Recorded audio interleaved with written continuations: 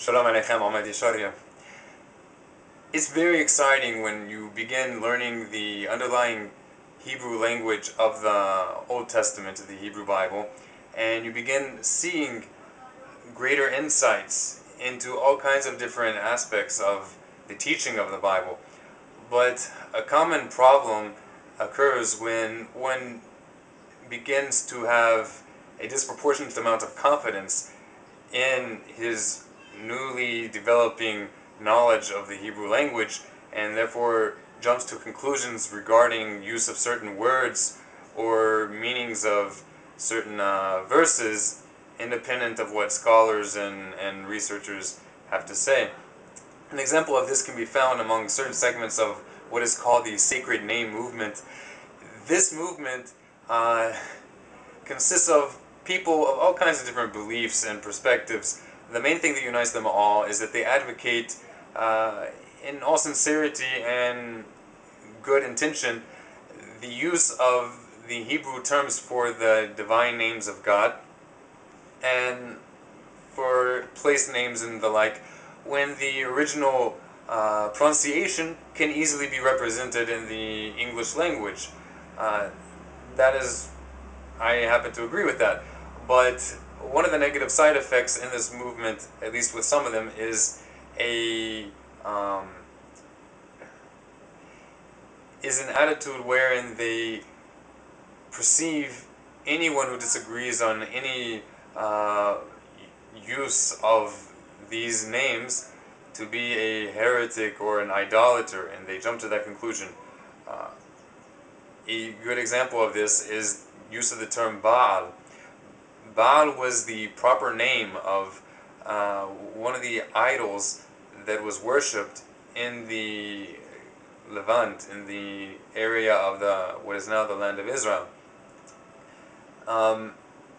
These sacred namers who make the claim that any use of the word Lord or Master in relation to the Creator equates to idolatry, is that this name is used in certain verses of the Bible negatively, such as, "You will no longer call me my Baal, but you will call me my husband," referring to a metaphorical passage wherein God says that in the future the people of Israel will no longer call him my owner or possessor.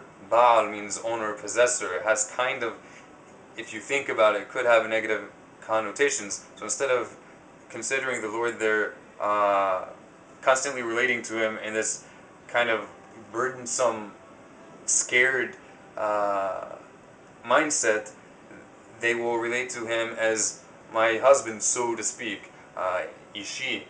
And that is much more of a relationship of love and appreciation. But these sacred namers often take this verse and other similar verses to on a very simplistic level and presume it to only be in reference to use of the term Baal, as though it is forbidden to refer to the Creator with this. So I will give you some verses to help show that this is a misunderstanding. One of them is Deuteronomy. Well, there's several verses that you can see this, but I just chosen randomly Deuteronomy chapter 24, verse 4. There you can see that the word Baal is simply a regular Hebrew term for husband in general in the Hebrew language. This is also contrary to one of the misconceptions of the sacred name claims that it was a pagan Canaanite term for husbands. The term is used for husband throughout the Hebrew Bible. Hopefully, as you increase in your knowledge of Hebrew, you will begin to realize this more and more. If you don't believe me, I'll just read it to you quickly in Hebrew. Deuteronomy 24, verse 4, the beginning of that verse. Lo yuchal ba'ala. Her husband, the ha at the end of Baal means hers, will not be able to, ... Lo yuchal ba'ala.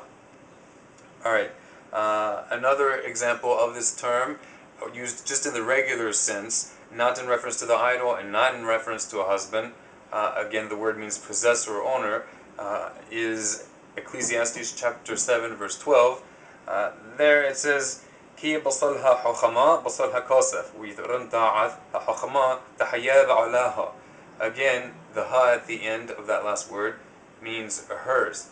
So ba'alaha means her possessors.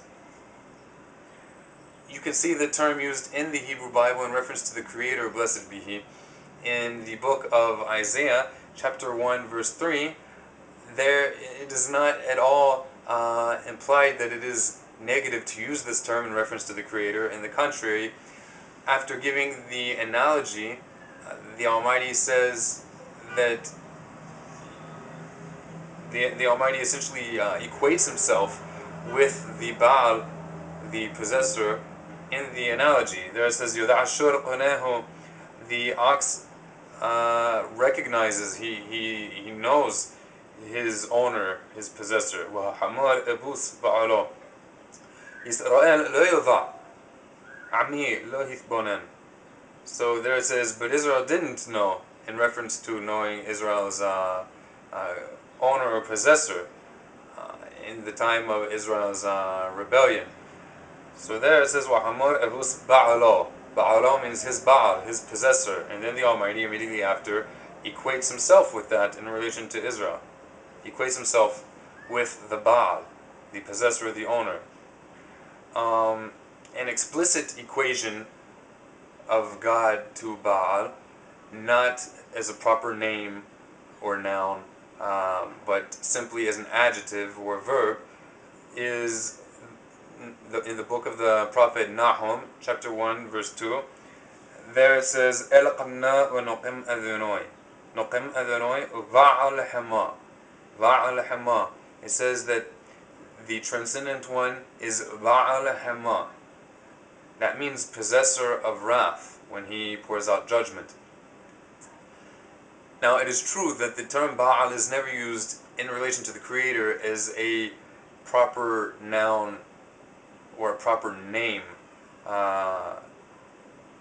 It is used in reference to the Creator in the sense of an adjective or a verb, meaning like he is the possessor of great strengths, or he is possessor of wisdom or of wrath, as we give an example. He is possessor of great strengths happens to be said every single day in the daily Jewish prayer, where we say in the second blessing, Mi komilcha, who is like you? Baal Gvuroth, possessor of great strengths. Hope this adds some clarity to the issue. If there are any other issues, any other word usages that one would like to have clarification on, please let me know. Shem Yishmerechem. God bless you and keep you. Shalom.